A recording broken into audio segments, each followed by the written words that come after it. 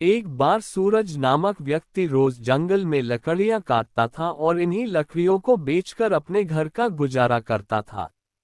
वह हर दिन लकड़ियों के बदले उससे केवल 10 रुपये मिलते थे, जिन्हें वह अपनी पत्नी को देकर घर चलाने की कोशिश करता था।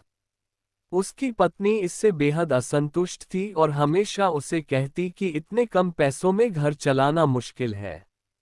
सूरज भी सोचता कि वह कैसे अपनी कमाई बढ़ाए। एक दिन सूरज ने ज्यादा मेहनत करके अधिक लकड़ियां काटी और बेचने के लिए बाजार की ओर चल दिया। रास्ते में उसकी मुलाकात सुदर्शन नामक एक गरीब ब्राह्मण से हुई, जो बहुत ही दयालु और उदार हृदय का व्यक्ति था। सुदर्शन के पास बहुत पैसा नहीं था, लेकिन जो भी उसके घर आता, वह उसे बिना भोजन खिलाए नहीं जाने देता था। सूरज लकड़ियां काट कर थक चुका था और उसे भूख लगी थी, तो सुदर्शन ने उसे भोजन का निमंत्रण दिया। सूरज ने खुशी से भोजन किया और बहुत संतुष्ट हुआ।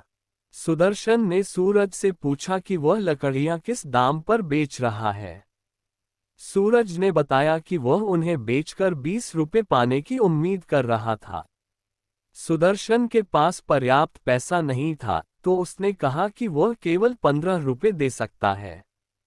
सूरज ने यह स्वीकार किया और सोचा कि अब वह अपनी पत्नी को कुछ ज्यादा पैसे दे पाएगा। घर पहुंचकर सूरज ने यह बात अपनी पत्नी को बताई।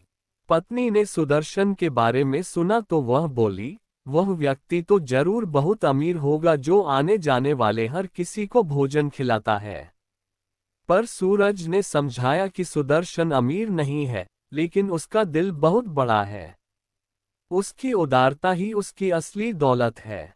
अगले दिन सूरज ने सोचा कि जिस तरह से सुदर्शन गरीबों की मदद करता है, मैं भी उसे रोज लकड़ियां बेचूंगा और उससे कहूंगा कि बाकी पैसे गरीबों को खिलाने में खर्च कर दे। सूरज ने ऐसा ही किया और सुदर्शन को लकड़ियां देकर 10 रुपये लिए, बाकी पैसे गरीबों के लिए छोड़ दिए। सूरज का ये दान करने का तरीका उसे भीतर से बहुत खुशी दे रहा था। हालांकि सूरज की पत्नी इससे खुश नहीं थी। वह चाहती थी कि सूरज कोई और काम करे जिससे उनकी आर्थिक स्थिति बेहतर हो सके। सूरज ने उसे समझाया कि लकड़ियां काटना उसके पूर्वजों का काम है और वह इसे छोड़ नहीं सकता। एक दिन जब सूरज जंगल में लकड़ियां काट रहा था, उसने सोचा कि वह अब और अंदर जाकर कुछ और लकड़ियां काटे। वह एक विशाल बरगद के पेड़ के पास पहुंचा और उसे काटने लगा।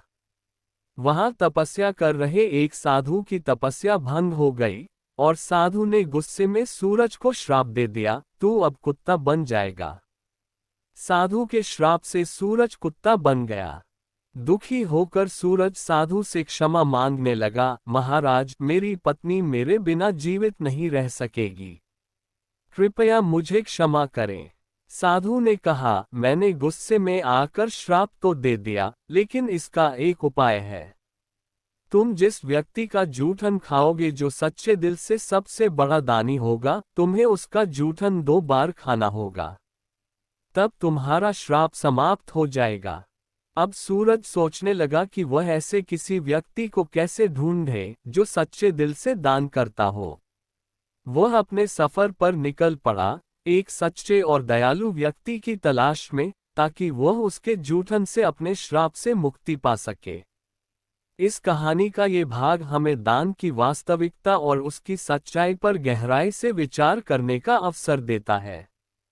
सूरज, जो अब कुत्ता बन चुका है, सुदर्शन की जूठन खाने से आधा ठीक हो जाता है, जिससे ये साबित होता है कि सुदर्शन का निस्वार्थ और सच्चा दान उसे पुण्य का हकदार बनाता है। लेकिन जब सूरज अन्य लोगों जैसे गाय दान करने वाले व्यक्ति या राजा की जूठन खाता है, तो उसे कोई फर्क नहीं पड़ता, क्योंकि उनका दान सच्चे दिल से नहीं, बल्कि अपने स्वार्थ या दिखावे के लिए होता है। गाय दान करने वाला व्यक्ति सिर्फ उन गायों का दान करता था जो अब उसके लिए उपयोगी नहीं थी, और राजा भी अपनी प्रजा को दिए गए धन और वस्त्रों को सिर्फ अपने कर्तव्यों की पूर्ति के रूप में देखता था, न कि सच्चे दिल से जरूरतमंदों की मदद करने के उद्देश्य से। इसलिए उनका दान भी असली दान नहीं माना जाता। अंत में एक बूढ़ा व्यक्ति, जो बिना किसी स्वार्थ के आने जाने वाले लोगों की प्यास बुझाने के लिए पानी रखता है, असली दानी साबित होता है। सूरज जब उसकी जूठन खाता है, तो वह पूरी तरह से ठीक हो जाता है और इंसान बन जाता है। इस अनुभव से सूरज को समझ आता है कि दान का असली मूल्य तब होता है जब वह निस्वार्थ, सच्चे दिल से और बिना किसी अपेक्षा के किया जाता है। इस कहानी का सार यह है कि सच्चा दान वह है जो बिना किसी व्यक्तिगत लाभ के केवल दूसरों की सहायता और भलाई के लिए किया जाता है। Please like, share and subscribe my channel.